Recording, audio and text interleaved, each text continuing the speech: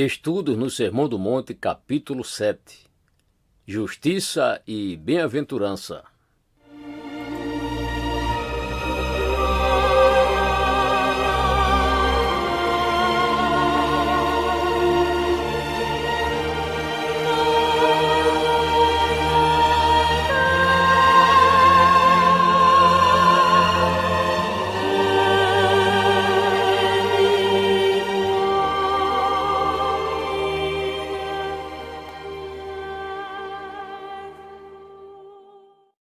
A obrigação do crente consiste em encarar a vida neste mundo à luz do Evangelho. E conforme este Evangelho, a grande dificuldade da humanidade não é alguma manifestação particular do pecado, e sim é o pecado propriamente dito. Se você sente-se aflito e ansioso a respeito do estado do mundo e da ameaça de possíveis guerras, então eu lhe asseguro que a maneira mais certa de evitarmos tais calamidades consiste em darmos atenção a palavras tais como aquelas que passamos a considerar neste capítulo. Bem-aventurados que têm fome e sede de justiça, porque serão fartos. Mateus 5, verso 6. Se cada homem e mulher neste mundo soubesse o que significa ter fome e sede de justiça, então não haveria perigo de explodirem conflitos armados. Este é o único caminho para a verdadeira paz. Todas as demais considerações eventualmente não exploram a fundo o problema e todas as denúncias que estão sendo feitas constantemente contra diversos países, povos e indivíduos não exercerão o mais leve efeito sobre a situação internacional. Destarte, com frequência desperdiçamos o nosso tempo, bem como o tempo de Deus, exprimindo nossos pensamentos e sentimentos humanos ao invés de tomarmos a sério a palavra do Senhor. Mas se cada ser humano soubesse o que quer dizer ter fome e sede de justiça, então esse problema seria prontamente solucionado. A maior necessidade do mundo atual é um maior número de crentes individuais. Se todas as nações fossem formadas por crentes individuais, então ninguém precisaria temer o uso do poder atômico e nem qualquer outro tipo de armamento. Dessa maneira, o Evangelho, que parece ser tão remoto e indireto em sua abordagem, na realidade é a medida mais direta de se resolver esse problema. Uma das maiores tragédias da vida da igreja moderna é a forma como tantos sentem-se contentes diante daquelas declarações vagas, gerais e inúteis que se fazem sobre a guerra e a paz, ao invés de ser pregado o Evangelho em toda a sua simplicidade e pureza. O que efetivamente exalta uma nação é a retidão. É a coisa mais importante que nos compete fazer, é descobrir o significado do termo justiça, utilizado nesta bem-aventurança. Nesta declaração particular do Sermão do Monte, deparamos-nos com uma outra das características do crente, como uma nova descrição do indivíduo que segue ao Senhor. Ora, conforme já pudemos notar, é importantíssimo que aceitemos essa declaração em sua devida posição lógica dentro da série de declarações que foram feitas por nosso Senhor. Essa bem-aventurança, uma vez mais, segue-se logicamente às afirmações anteriores. Ela é uma declaração da direção da qual conduzem todas as declarações anteriores. É uma conclusão lógica a que elas chegam e pela qual deveríamos sentir-nos profundamente agradecidos e penhorados a Deus. Desconheço teste melhor do que um versículo como este, que uma pessoa possa aplicar a si mesma e aos seus semelhantes quanto à questão inteira da profissão cristã. Se para você este versículo encerra uma das mais benditas afirmativas de toda a Bíblia, então pode ter a certeza de que é realmente um crente. Em caso contrário, então seria aconselhável que você examinasse novamente no que está alicerçado. Encontramos aqui uma ótima resposta para aqueles problemas que temos considerado. Já fomos ensinados que devemos ser humildes de espírito, que precisamos chorar e também que devemos ser mansos. Nesta passagem bíblica encontramos a resposta para tudo isso. Embora essa bem-aventurança pertença logicamente a todas aquelas que a precederam, não é menos verdade que ela introduz uma pequena modificação em toda a abordagem da questão. Essa bem-aventurança é um tanto menos negativa em seu sentido e um tanto mais positiva. Há nela um certo fator negativo, conforme verificaremos, mas o elemento positivo é nela mais pronunciado. As anteriores asseverações, por assim dizer, vinham impelindo-nos a olhar para nós mesmos, a examinarmos a nós mesmos. Neste versículo, entretanto, começamos a procurar alguma solução e por isso sucede uma leve alteração na ênfase. Tínhamos estado a considerar nosso total desamparo e impotência, nossa completa penúria de espírito, nossa bancarrota, quanto a todas as questões espirituais. Ora, tendo prescrutado a nós mesmos, vimos o pecado em nosso interior, o qual macula a perfeita criação do homem efetuada por Deus. Em seguida, vimos o delineamento da mansidão e de tudo quanto por ela é representado. O tempo todo estivemos preocupados com aquele terrível problema do ego, aquele interesse próprio, aquela autodependência que produz todas as nossas misérias e que é a causa última das guerras, quer entre indivíduos, quer entre nações. Aquele egoísmo e egocentrismo que giram em torno do próprio eu e que o divinizam, aquele defeito horrendo que é a causa final de toda a infelicidade. E também podemos aprender que o crente é um indivíduo que lamenta e lamoria, odiando a sua condição natural. Neste ponto, por conseguinte, voltamos a atenção para a busca pela solução desses problemas, a fim de sermos libertados do eu, o que é um de nossos anelos. Neste versículo encontramos uma das mais extraordinárias declarações do Evangelho cristão e de tudo quanto o mesmo pode proporcionar-nos. Poderíamos descrever essa declaração como a magna carta de toda a alma anelante, aquela notável afirmação do Evangelho cristão, a todos quantos se sentem infelizes no tocante a si mesmos e no tocante a seu estado espiritual, os quais também anseiam por uma nova ordem e por uma nova qualidade de vida de que até agora não puderam usufruir. Também poderíamos descrever essa declaração como uma das mais típicas afirmações do Evangelho. Ela é eminentemente doutrinária. Frisa uma das mais fundamentais doutrinas do Evangelho, a saber, que a nossa salvação nos é propiciada inteiramente de graça ou através da graça divina, por ser um dom inteiramente gratuito da parte de Deus. Essa é a grande ênfase desta declaração. Talvez a maneira mais simples de abordarmos este texto seja mediante a consideração dos seus vocábulos. Trata-se de um daqueles textos que se divide muito naturalmente diante de nós, e tudo quanto temos a fazer é examinar o sentido dos vários termos que foram utilizados. É óbvio, por conseguinte, que devemos começar pelo vocábulo justiça. Bem-aventurados, ou felizes, os que têm fome e sede de justiça. Essas são as únicas pessoas verdadeiramente felizes. Ora, o mundo inteiro anda à procura da felicidade. Não há que duvidar. Todos querem ser felizes. Esse é o motivo maior por detrás de cada ação e ambição, por detrás de todo trabalho, esforço e empreendimento. Tudo quanto os homens fazem tem por alvo a felicidade. Entretanto, a grande tragédia do mundo é que, embora a humanidade se concentre tanto na busca pela felicidade, ao que parece jamais consegue encontrá-la. A atual condição deste mundo faz-nos lembrar vigorosamente esse fato. O que está sucedendo no mundo? Penso que a resposta é que jamais compreendemos esse texto conforme deveríamos tê-lo compreendido. Bem-aventurados aqueles que têm fome e sede de justiça, mas o que significam essas palavras? Seja-me permitido expressá-lo negativamente em primeiro lugar. Não convém que tenhamos fome e sede de alguma bênção, e nem nos compete ter fome e sede de felicidade. Ora, o que todo mundo anda fazendo é precisamente isso. Destacamos a felicidade e a bênção como as principais coisas que almejamos e, por esse motivo, sempre acabamos por perdê-las. Elas sempre escapam de nós.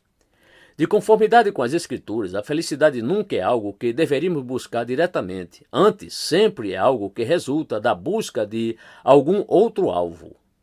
Ora, isso acontece a muitos que estão fora da igreja e também a muitos que fazem parte da igreja.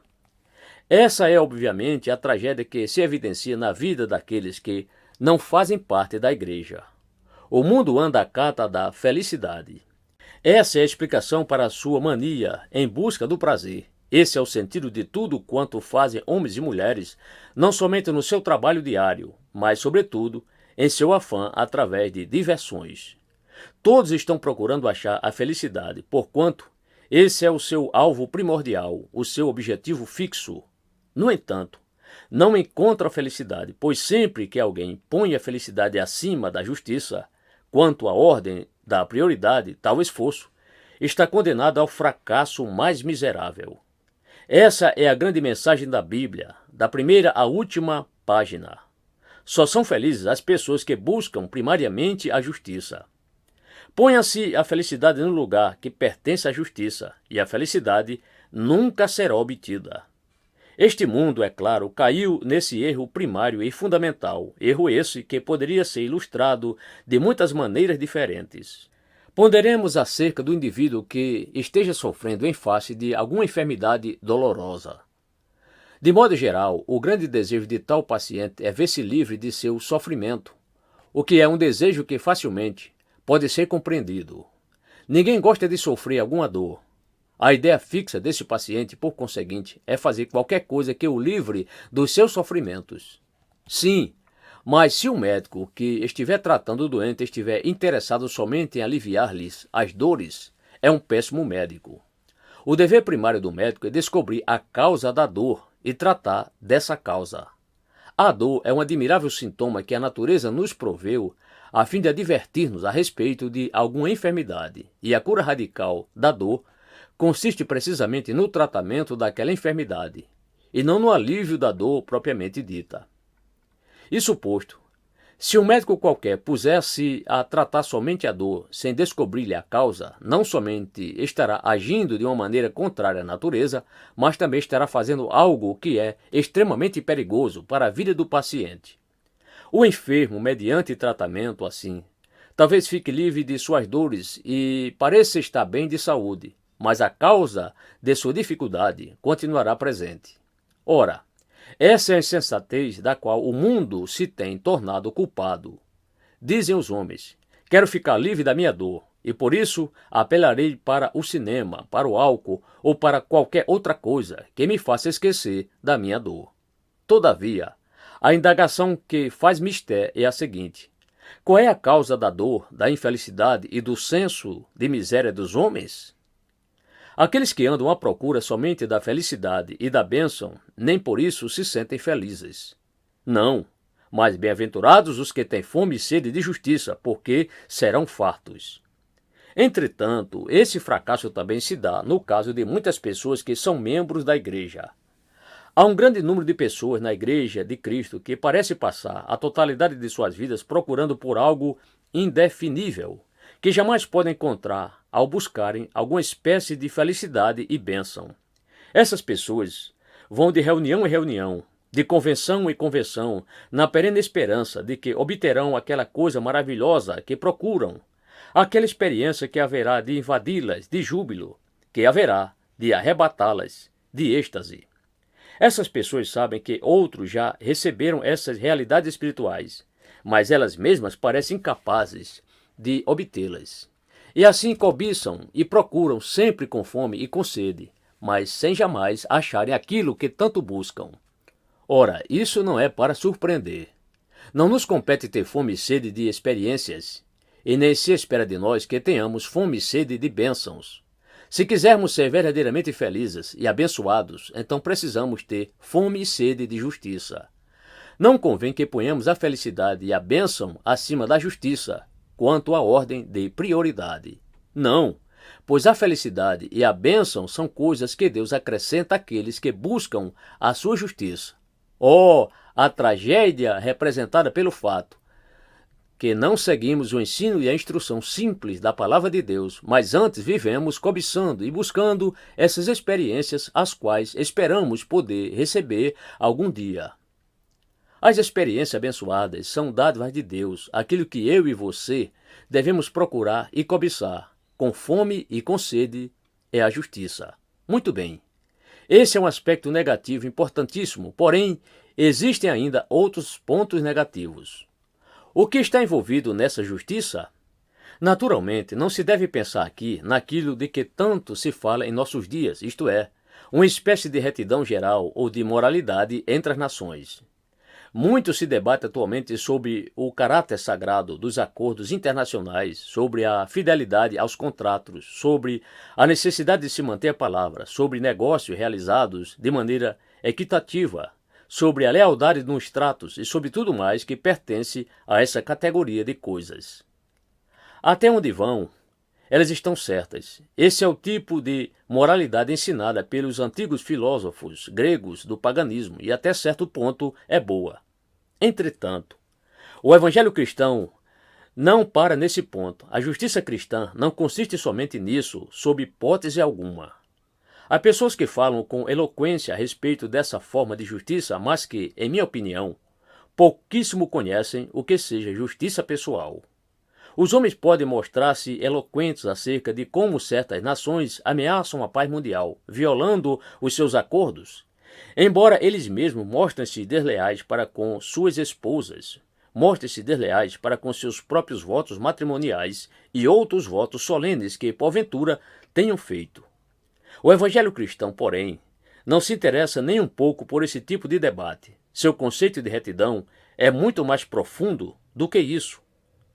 Por igual modo, a justiça evangélica não aponta meramente para a respeitabilidade geral ou para a moralidade geral. Não posso elaborar nesses diversos particulares. Meramente mencionei-os de passagem. Muito mais importante, muito mais grave, de um ponto de vista autenticamente evangélico, conforme penso, é o fato que não é correto definir a justiça nessa conexão como sinônimo de justificação. Há pessoas que se põem a examinar a sua concordância a fim de entender o sentido da palavra justiça e, naturalmente, ela pode ser encontrada em muitos trechos da Bíblia. E então dizem que ela significa a mesma coisa que justificação. O apóstolo Paulo realmente empregou o vocábulo nesse sentido na sua epístola a Romanos, onde escreveu a respeito de a justiça de Deus mediante a fé.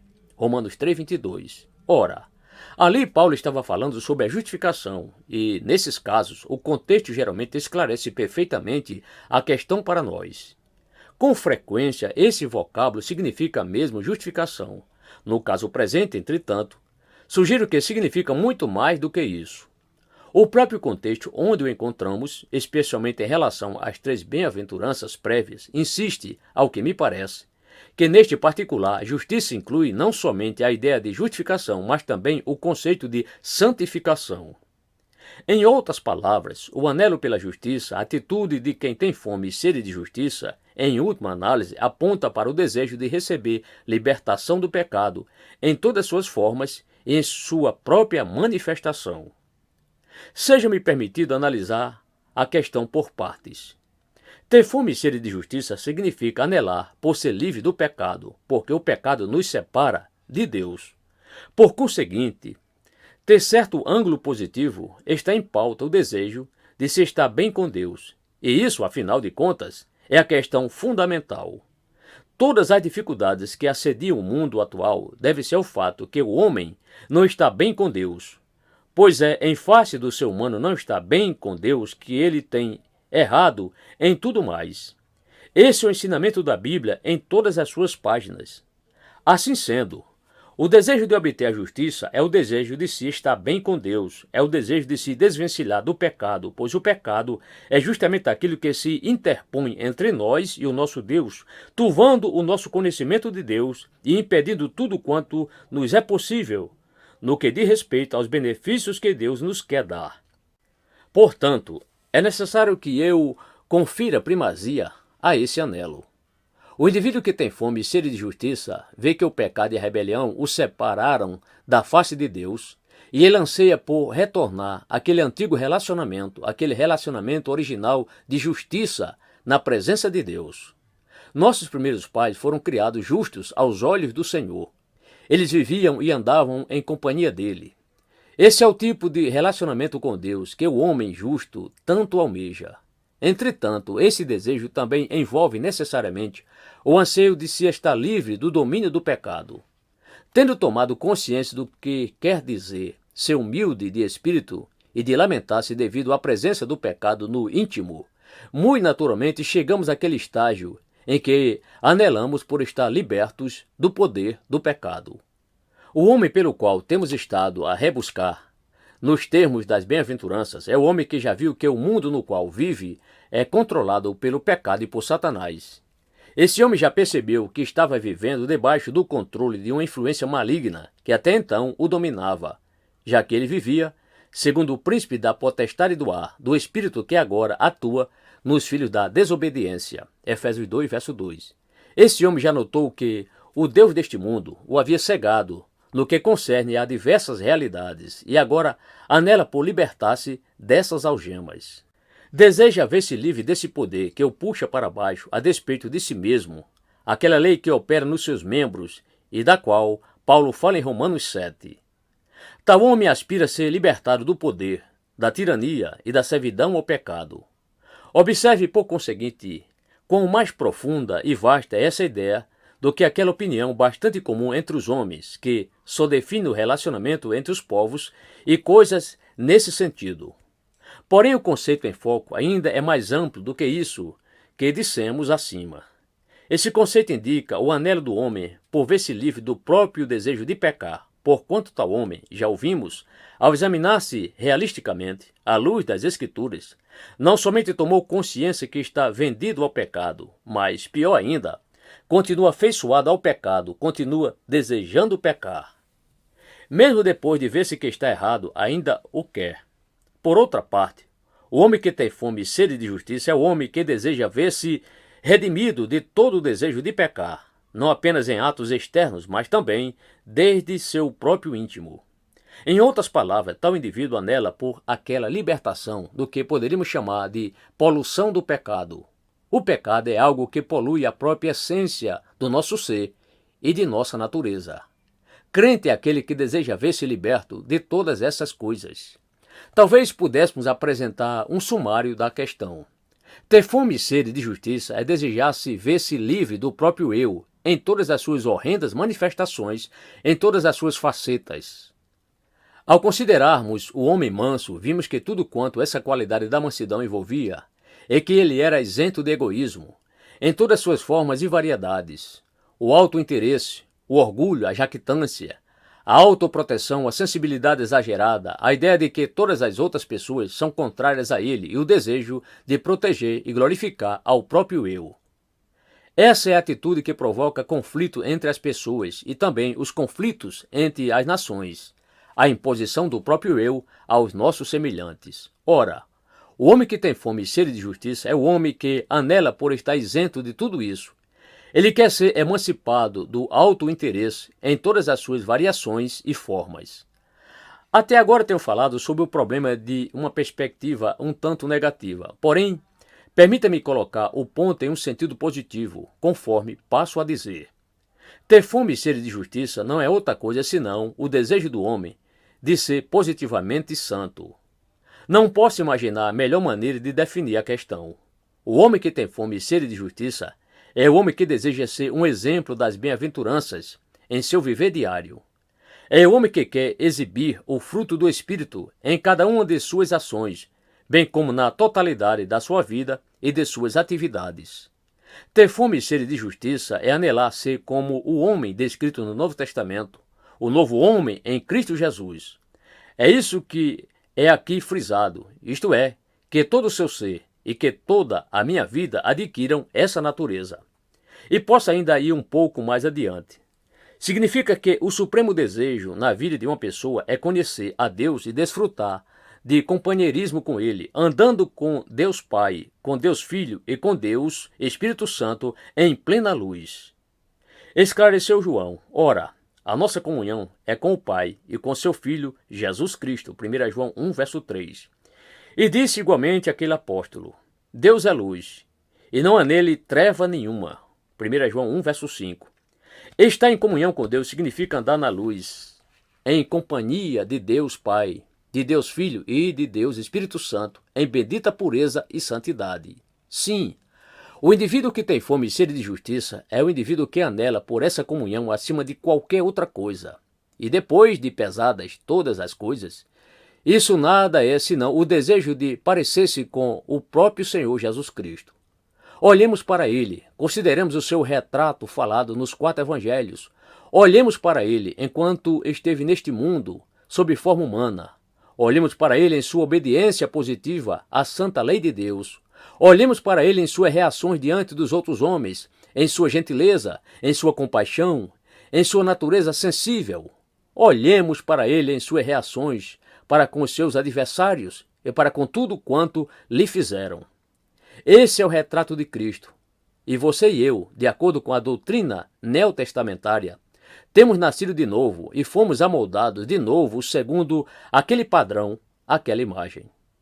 Por conseguinte, o homem que tem fome e sede de justiça é o homem que quer ser parecido com esse retrato. O seu supremo desejo é assemelhar-se a Cristo.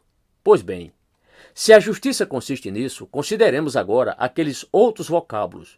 Bem-aventurados que têm fome e sede de justiça. Ora, esses vocábulos são importantíssimos porque nos levam até ao aspecto prático da questão. Que significa ter fome e sede? Como é óbvio, isso não significa que sentimos que podemos atingir a justiça em virtude de nossos próprios esforços. O ponto de vista profano encara a justiça sob esse prisma, concentrando toda a atenção no próprio homem. Mas isso somente produz o orgulho pessoal do fariseu, ou a empáfia de alguma nação contra as outras nações, como se ela fosse melhor e superior às demais. Tudo isso conduz àquelas coisas que o apóstolo Paulo alistou em Filipenses 3, mas que ele ali desconsidera, taxando-as de refúgio, tais como a autoconfiança e a crença nas próprias possibilidades. Ora, ter fome e sede de justiça é evidente, não pode apontar para o esforço próprio, porquanto, logo na primeira bem-aventurança, somos informados que devemos ser humildes de espírito, a própria negação de toda espécie de autodependência. Pois bem, o que significa ter fome e sede de justiça, afinal? É lógico que estão em pauta coisas simples como aquelas que passamos a enumerar. Significa que temos consciência das nossas próprias necessidades, de nossa mais profunda necessidade. Vou ainda adiante e afirmo que significa a tomada de consciência de nossa desesperadora necessidade. Fica destacada uma profunda consciência de nossa tremenda necessidade ao ponto de nos causar dor. Ressalta uma necessidade que tem prosseguimento enquanto não for inteiramente satisfeita. Não devemos pensar apenas em algum sentimento passageiro, algum desejo efêmero. Você deve estar lembrado de como Oséias declarou que a nação de Israel, por assim dizer, vivia sempre buscando o arrependimento, somente para cair novamente em pecado. Isso posto, a justiça de Israel, asseverou o profeta, é como a nuvem da manhã, aparece por um instante somente para desaparecer dentro de pouco tempo. O reto caminho, conforme ele indicou, é descrito pelas suas palavras. Conheçamos e prossigamos em conhecer ao Senhor. Oséias 6, verso 3. Fome e sede não são sensações passageiras. A fome é profunda e forte, que continua enquanto não for satisfeita. A fome fere e é dolorosa. Essa fome espiritual assemelha-se à fome e à sede reais. É algo que continua se intensificando e que deixa o indivíduo simplesmente desesperado. É algo que provoca sofrimento e agonia. Sugiro uma outra comparação. Ter fome e sede de justiça assemelha-se ao indivíduo que almeja atingir certa posição. Tal homem não descansa, nem pode ficar quieto, mas está sempre trabalhando e labutando. Ele pensa a respeito de seu alvo e sonha com o mesmo. A sua ambição é a paixão controladora de sua vida. Ora, ter fome e sede neste texto assemelha-se a isso, assemelha-se ao indivíduo que tem fome e sede da posição vantajosa que almeja. Também poderíamos comparar esse anelar às saudades que alguém sente por outrem. No amor sempre há grande fome e sede. O desejo mais forte daquele que ama é estar na companhia do ser amado. Se houver separação entre os dois, aquele que ama não terá descanso enquanto não se verificar novamente a união. Ter fome e sede. Nem preciso lançar mão dessas ilustrações. O salmista sintetizou perfeitamente tudo isso em uma sentença que se tornou clássica. Como suspira a costa pelas correntes das águas, assim por ti, ó Deus, suspira a minha alma. A minha alma tem sede de Deus, do Deus vivo. Salmo 42, versos 1 e 2. A pessoa tem fome e sede de Deus. Esse é o ponto. Quero citar algumas palavras do notável John N. Darby, as quais, conforme penso, expressam admiravelmente bem a questão. Declarou ele: ter fome não é o bastante. É mister que eu esteja realmente morrendo de inanição para que possa saber o que está no coração de Deus a meu respeito. E em seguida vem a declaração que exprime de forma perfeita a questão inteira. Disse ele: quando o filho pródigo teve fome, queria alimentar-se com as bolotas jogadas aos porcos. Mas quando estava morrendo de inanição, voltou-se para seu pai. Sim, essa é a questão inteira. Ter fome e sede, na verdade, significa estar desesperado, estar morrendo de inanição. Sentir que a vida se esvai, significa perceber minha urgente necessidade de ajuda. Ter fome e sede de justiça, como suspira a costa pelas correntes das águas, assim suspira a minha alma pelo Deus vivo. Em último lugar, consideremos de passagem o que foi prometido às pessoas dotadas dessa virtude. Vemos aí uma das declarações mais gloriosas, graciosas e profundas que se podem achar na Bíblia inteira. Felizes, felizes, bem-aventurados, dignos de encômios, são aqueles que assim têm fome e sede de justiça. Mas por quê? Bem, é que eles serão fartos, eles receberão aquilo que tanto desejam. O evangelho todo está encenado nessa ideia. Até esse ponto chega o evangelho da graça divina. Tudo é uma dádiva da parte de Deus. Ninguém jamais ficará farto da justiça, ninguém sentir-se-á jamais abençoado à parte de Deus. Para que essa bênção seja obtida, toda a preparação que ele requer é que você perceba o quanto necessita dele e nada mais. Quando você e eu reconhecermos a nossa mais profunda necessidade, essa fome, e esse padecer inanição, essa morte que nos ameaça por dentro, então Deus haverá de satisfazê-la. Deus haverá de conceder-nos essa dádiva bendita. O que vem a mim, de modo nenhum o lançarei fora. João 6,37. Ora, essa é uma promessa absoluta. E assim, se você realmente tem fome e sede de justiça, então será satisfeito. Não há o que duvidar no tocante a isso.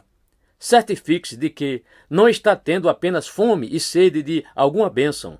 Antes, tenha fome e sede da própria justiça, anele por ser semelhante a Cristo, e então você receberá isso. E igualmente a bênção. Como é que tudo isso acontece? Acontece. E essa é exatamente a glória do Evangelho. Acontece imediatamente, graças a Deus. Serão fartos, sem tardança. Tudo ocorre desse modo. Assim que verdadeiramente desejamos a justiça, somos justificados em Cristo, devido à sua retidão, e é removida a barreira do pecado e da culpa que se erguia entre nós e Deus. Confio que nenhum dos meus leitores se sinta incerto ou infeliz a esse respeito. Se você realmente confia no Senhor Jesus, se você crê que Ele morreu naquela cruz por sua causa e em resgate dos seus pecados, então você foi perdoado. Você não tem mais necessidade de pedir-lhe o perdão, pois já foi perdoado. Cumpre-lhe agora agradecer a Deus por isso, por haver sido plenamente satisfeito com a sua justiça, com a justiça de Cristo que lhe foi imputada. Doravante, Deus está olhando para você através da retidão de Cristo e não mais enxerga o seu pecado. Deus o está contemplando como um pecador, a que ele já perdoou. Você não está mais sujeito à lei, mas está debaixo da graça. Você está pleno da justiça de Deus. Em toda essa questão de sua situação diante de Deus, em toda essa questão da sua justificação, uma gloriosa e admirabilíssima verdade. O crente, portanto, sempre é o homem que sabe que os seus pecados lhe foram perdoados. Não pode ser alguém que ainda busca o perdão, porquanto reconheceu que já foi perdoado, que já foi gratuitamente justificado em Cristo devido à graça de Deus. Agora ele é considerado justo. Neste preciso momento, na presença de Deus Pai, Destarte pode dizer, juntamente com Augusto Toplady: do meu Deus e da lei está visto, seu terror não me pode arguir, pois o sangue e a obediência de Cristo meus delitos fizeram sumir. Graças a Deus, tudo acontece prontamente. Todavia, também devemos pensar que se trata de um processo contínuo. Com isso, quero dizer que, conforme já ficou demonstrado, o Espírito Santo começa a livrar-nos do poder e da poluição do pecado, operando desde o nosso homem interior. Precisamos ter fome e sede dessa libertação, a fim de sermos soltos desse poder e livres dessa poluição. Ora, se você tiver fome e sede desse livramento, sem dúvida, haverá de obtê-lo. Virá o Espírito Santo e operará em você tanto o querer como o realizar, segundo a sua boa vontade. Filipenses 2, verso 13. Cristo virá a você, passando a viver a sua vida em você. E na medida em que Ele estiver vivendo em você, você será crescentemente libertado do poder do pecado e de sua poluição. Você será capacitado a tornar-se mais que vencedor sobre tudo quanto porventura vier a assaltá-lo. E isso de maneira tal que você não somente obterá essa resposta e essa bênção de forma imediata, mas também essa operação prosseguirá sem cessar, enquanto você estiver andando com Deus Pai e com Cristo, contando com a vida do Espírito Santo no seu íntimo. Você receberá forças para resistir a Satanás e ele fugirá de você. Você será capaz de oferecer resistência ao diabo, podendo defender-se de todos os dardos inflamados do adversário e durante todo o tempo terá prosseguimento a obra divina operando em seu interior, livrando-o da poluição. Mas, como é lógico, finalmente, essa promessa terá um cumprimento cabal e absoluto na eternidade. Aproxima-se o dia em que todos quantos estão em Cristo e a Ele pertencem, postar-se-ão na presença de Deus como indivíduos sem culpa, sem defeito, sem mancha e sem ruga. Todas as falhas terão desaparecido. Ficará um homem novo e perfeito, dotado de um corpo perfeito.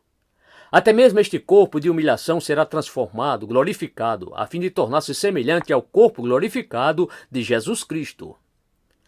Havemos de estar de pé na presença de Deus, absolutamente perfeitos de corpo, alma e espírito, o homem inteiro revestido de uma justiça perfeita, completa e plena, a qual haveremos de receber da parte do Senhor Jesus Cristo. Em outras palavras, topamos neste ponto, uma vez mais, com um paradoxo. Você já observou a aparente contradição que há em Filipenses 3? Paulo afirma: não que eu tenha já recebido ou tenha já obtido a perfeição. Filipenses 3,12. E então, poucos versículos adiante, afirma ele: todos, pois, que somos perfeitos. Filipenses 3,15. Haveria nisso alguma contradição com o que ele acabara de dizer? De maneira nenhuma. Pois, segundo a Bíblia nos ensina, o crente é um ser perfeito e, no entanto, continua sendo cada vez mais aperfeiçoado. Diz Paulo aos crentes de Corinto: mas vós sois dele, em Cristo Jesus, o qual se nos tornou da parte de Deus sabedoria e justiça e santificação e redenção. 1 Coríntios 1, verso 30. Neste exato momento, já me encontro perfeito em Jesus Cristo. Não obstante, continuo sendo aperfeiçoado. Não que eu o tenha já recebido ou tenha já obtido a perfeição, mas prossigo para conquistar aquilo para o que também fui conquistado por Jesus Cristo. Sim, Paulo dirigia-se àqueles que são crentes, àqueles que já são perfeitos, quanto a essa questão da compreensão sobre o caminho da retidão e da justificação. Não obstante, para nós que somos crentes, essa exortação deve ser entendida em determinado sentido, como se estivesse escrito: portanto, prossigamos para a perfeição. Não sei como é que você se sente diante de tais verdades, mas para mim, elas são fascinantes. Percebe-se nelas que o crente é alguém que, ao mesmo tempo em que tem fome e sede, também está sendo satisfeito. Entretanto, quanto mais se satisfaz, tanto mais tem fome e sede. Essa é a bem-aventurança da vida cristã. Ela continua. Chegamos a um determinado estágio da santificação, mas não descansamos nesse ponto pelo resto de nossos dias. Antes, vamos sendo transformados de glória em glória, até assumirmos nosso lugar no céu. Todos nós temos recebido de sua plenitude a graça sobre graça. João 1, verso 16. Sim, temos recebido graça acrescentada à graça. Essa bênção tem prosseguimento, perfeitos, mas ainda não completamente perfeitos, tendo fome e sede, e, no entanto, recebendo satisfação. No entanto, sempre anelando por algo mais, nunca tendo bastante, porquanto tudo é tão glorioso e admirável, plenamente satisfeito em Cristo, mas sem embargo, impelidos pelo supremo desejo de o conhecer e o poder da sua ressurreição e a comunhão dos seus sofrimentos, conformando-se com ele na sua morte, para, de algum modo, alcançar a ressurreição dentre os mortos. Filipenses 3, versos 10 e 11. Você já se sente satisfeito? Você está sendo abençoado nesse sentido? Você sente fome e sede? Essas são as perguntas que realmente importam. E esta é a promessa graciosa e gloriosa para todos os tais. Bem-aventurados que têm fome e sede de justiça, porque serão fartos.